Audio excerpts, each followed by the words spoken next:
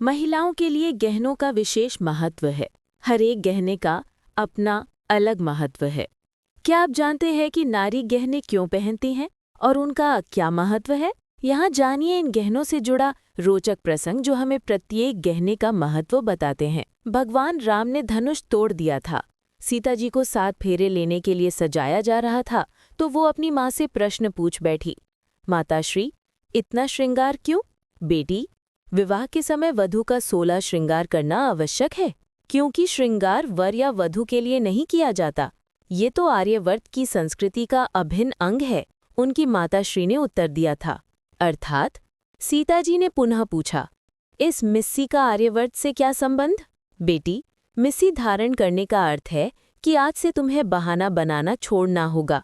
और मेहंदी का अर्थ? मेहंदी लगाने का अर्थ है कि जग में अपनी लाली तुम्हें बनाए रखनी होगी। और काजल से ये आंखें काली क्यों कर दी? बेटी, काजल लगाने का अर्थ है कि शील का जल आंखों में हमेशा धारण करना होगा अब से तुम्हें।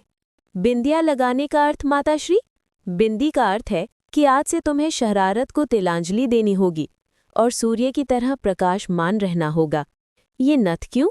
नथ का अर्थ है कि मन की नथ, यानी किसी की बुराई आज के बाद नहीं करोगी, मन पर लगाम लगाना होगा। और ये टीका, पुत्री, टीका यश का प्रतीक है। तुम्हें ऐसा कोई कर्म नहीं करना है जिससे पिता या पति का घर कलंकित हो, क्योंकि अब तुम 2 घरों की प्रतिष्ठा हो। और ये बंदनी क्यों? बेटी, बंदनी का अर्थ है कि पति, सास ससुर आदि की सेवा करनी होगी। पत्ती का अर्थ? पत्ती का अर्थ है कि अपनी पत यानी लाज को बनाए रखना है। लाज ही स्त्री का वास्तविक गहना होता है। कर्णफूल क्यों?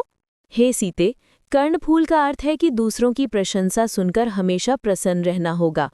और इस हंसली से क्या तात्पर्य है? हंसली का अर्थ है कि हमेशा हंसमुख रहना होगा, सुख ही नहीं दुख में भी धैर्य से काम लेना। मोहन लता क्यों? मोहन माला का अर्थ है कि सबका मन मोह लेने वाले कर्म करती रहना। कड़े का अर्थ है कि कठोर बोलने का त्याग करना होगा। बांक का अर्थ है कि हमेशा सीधा साधा जीवन व्यतीत करना होगा। छल्ले का अर्थ है कि अब किसी से छल नहीं करना। पायल का अर्थ है कि बूढ़ी बड़ियों के पैर दबाना, उन्हें सम्मान देना, क्योंकि उनके चरणों में ही सच्चा स्वर्ग है। और अंगूठी का अर्थ है कि हमेशा छोटों को आशीर्वाद देते रहना। माताश्री, फिर मेरे अपने लिए क्या श्रृंगार है? बेटी, आज के बाद तुम्हारा तो कोई अस्तित्व इस दुनिया में तुम्हारे पति से है, और तुम तो अब से पति की परछाई हो। हमेशा उनके सुख दुख में साथ रहना, वही तेरा श्रृंगार है, और उनके आधे शरीर को तुम्हारी परछाई ही पूरा करेगी। हे राम, कहते हुए सीता जी मुस्कुरा दी, शायद इसलिए कि शादी के बाद पति का नाम भी मुख से नहीं ले सकेंगी, क्योंकि अर्धांगिनी होने से कोई स्वयं अपना नाम लेगा तो लोग क्या कहेंगे?